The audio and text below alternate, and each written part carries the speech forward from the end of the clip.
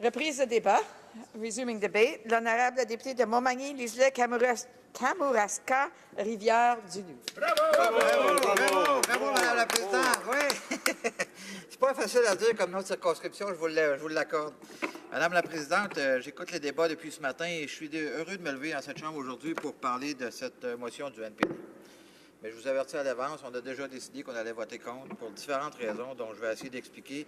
Et je remercie mon collègue de New Westminster, Burnaby, d'avoir apporté cette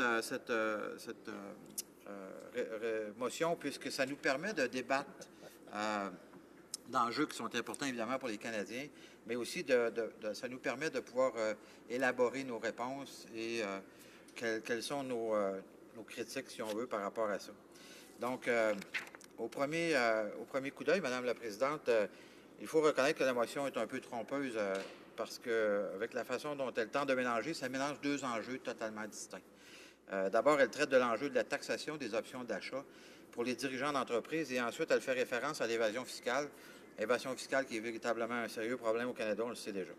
Le premier élément est un outil de compensation tout à fait permis par la loi de l'impôt, un texte adopté par différents gouvernements précédents et qui a été modifié à plusieurs reprises dans le passé.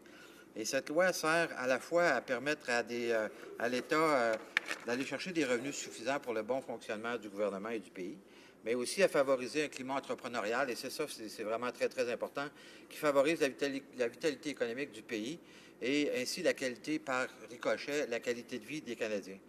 Le deuxième élément est celui de l'évasion fiscale, un fléau que tous les partis reconnaissent dans cette Chambre comme étant une pratique illégale.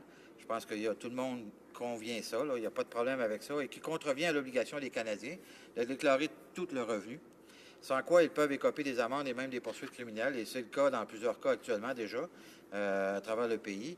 Et le gouvernement a des très grandes ambitions, j'en reparlerai un petit peu plus loin. Je vais parler des deux sujets, donc, mais je dénonce le fait que le NPD tente de forcer un vote en créant une fausse dichotomie, soit vous êtes avec nous ou soit vous êtes dans les méchants. Donc, c'est pas noir et blanc, là, il y a quelque chose, il y a des zones grises à l'intérieur de ça, et malheureusement, dans la motion, c'est tout un ou tout l'autre, et malheureusement, on ne pourra pas voter contre ça. Sur l'enjeu du crédit d'impôt pour les options d'achat, il faut rappeler que c'est un outil essentiel pour les entreprises en démarrage qui n'ont pas tous les moyens d'offrir des gros salaires aux employés.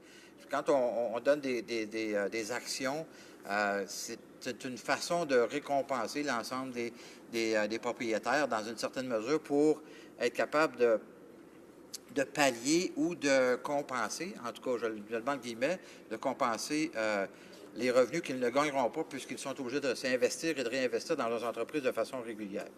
Donc, ça permet une rémunération, c'est une forme de rémunération, finalement, qui dépend entièrement du succès ou non de la compagnie. Et je suis bien placé pour en parler, non pas que mon entreprise est à la bourse, et non pas que j'ai des actions en bourse, je dois jouer à ce jeu-là, mais je ne joue plus, là. Mais il y a en tant qu'entrepreneur, je suis bien placé pour savoir que quand on débute une entreprise, ça peut avoir des conséquences très néfastes sur nos familles, sur notre entreprise elle-même, évidemment, puisqu'on vit des hauts et des bas. J'ai une entreprise depuis 25 ans. Je peux vous garantir que ce n'est pas nécessairement simple à tous les jours de créer des emplois, de les conserver, c'est encore pire, et de faire en sorte de développer son entreprise. Il faut prendre des risques. Et, Madame la Présidente, ces risques-là doivent être assumés par les propriétaires des entreprises. Donc, moi-même, en étant un employeur, et je suis heureux d'être dans un comté où la ville entrepreneuriale de l'année en 2017 était Rivière-du-Loup, c'était dans mon comté. Donc, on est dans un milieu entrepreneurship très, très fort dans ma région. Et encore une fois, non pas parce que les PME sont à la bourse et que ces gens-là se paient des dividendes par le biais des options d'achat d'actions. Mais c'est pas ça, c'est au contraire. Au contraire, vois-tu, la traduction vient en arrière. Les anglophones, ils réagissent à 2 minutes après. Ah non, mais c'est vrai, les francophones. Mais tout ça pour dire que c'est les PME, c'est ce qui forge essentiellement 90 de l'économie canadienne. Et ce n'est pas toutes des PME comme celle-là qui sont à la bourse et qui se permettent ces options d'achat. Malgré tout, les entreprises et les entrepreneurs comme je suis dans ma vie privée, investissent ou s'investissent de façon importante pour s'assurer du développement économique d'une région. Donc, Je dois vous dire que la classe moyenne, ça inclut bien des gens aussi. Les entrepreneurs qui se lancent en affaires se retrouvent souvent dans des situations précaires, mettant leur propre argent en jeu, n'ayant pas de revenus prévisibles, pas de fonds pension ni d'assurance emploi. Ça, c'est une réalité à laquelle moi-même je fais face et j'ai fait face dans le passé. Et je peux vous garantir que j'ai pris des risques familiaux, je veux bien le dire comme ça, j'ai pris des risques familiaux pour le bien de mon entreprise, qui aujourd'hui va très bien. Mais à l'époque, quand j'ai commencé, ce n'était pas nécessairement le cas et c'était extrêmement difficile. Le succès n'est vraiment pas garanti. Donc, selon Industrie Canada, seulement 50 des PME demeurent après 5 ans.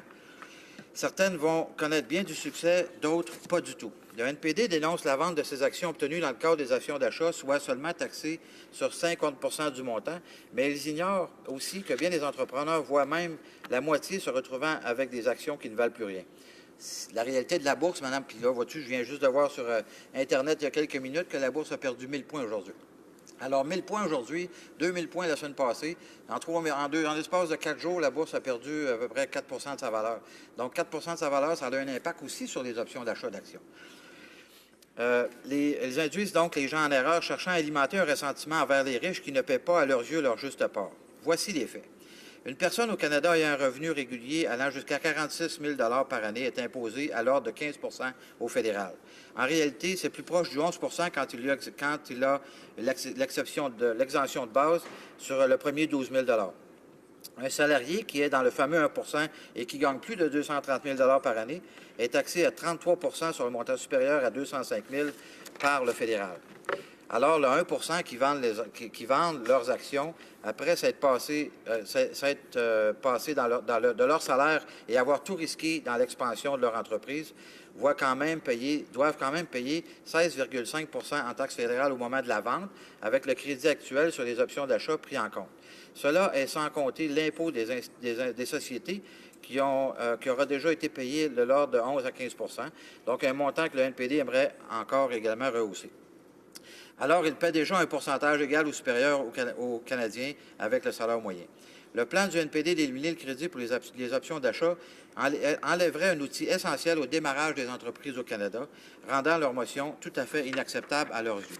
Pire encore, les hausses d'impôts du NPD feraient fuir les entreprises vers les autres pays, ce qui nous apporte à l'enjeu de l'évasion fiscale. Nous croyons que le meilleur moyen de lutter contre l'évasion fiscale est de favoriser un climat d'affaires compétitif au Canada, rendant inutiles les tentations d'aller chercher ailleurs. Il est vrai, par contre, qu'il existe des gens sans scrupules qui cherchent à échapper à leur obligation légale de déclarer tous leurs actifs et leurs revenus mondiaux. Les partis de cette Chambre sont tous d'accord et que cela est totalement inacceptable. Et peu importe le gouvernement en place, on s'attend à ce que l'Agence du revenu utilise ses ressources d'enquête et de pouvoir de poursuite pour décourager ceux qui agissent avec illégalité. J'encourage les Canadiens à dénoncer tous les cas d'évasion fiscale. Mais ce qu'on remarque à ce sujet, c'est que l'ARC, sous la gouverne de la ministre du Revenu, font preuve d'une incompétence absolument étonnante au cours des dernières années en s'acharnant sur les mauvaises personnes. La ministre nous répète toujours la même réponse, peu importe la question. Le gouvernement a investi 1 milliard de dollars pour contrer contre l'évasion fiscale. Cela nous a permis de récupérer 25 milliards de dollars. On connaît la cassette, mais le fait demeure que la ministre a dû s'excuser en Chambre avant Noël pour avoir induit en erreur la Chambre, admettant que son fameux chiffre de 25 milliards n'était pas basé sur les faits et que ce chiffre, de toute évidence, avait été sorti de son chapeau. Les médias rapportent qu'aucun Canadien était nommé dans les Paradise Papers n'a fait l'objet de poursuites à date, mais ce que nous avons constaté, c'est qu'un nombre inquiétant de Canadiens ordinaires ont été victimes d'un acharnement inacceptable de la part de l'ARC. Je parle des mères monoparentales qui se font demander des remboursements de 8 000 de l'allocation canadienne pour enfants, soit parce que l'agence ne croyait pas que ces enfants existaient, ou parce qu'elle pensait que les mères avaient rompu et qu'ils n'étaient plus avec leur conjoint. En tout cas, il reste juste une minute. Je commence, Madame la Présidente. Alors, tout ça pour dire que dans une entrevue à CBC, l'Ombudsman des contribuables a qualifié la situation de problématique en dénonçant comme nous l'avons fait, que l'ARC a pris des gens vulnérables sans dépenses. Et je pourrais vous donner des exemples Un autre exemple, une entreprise à mon comté, ils ont fait un changement de banque.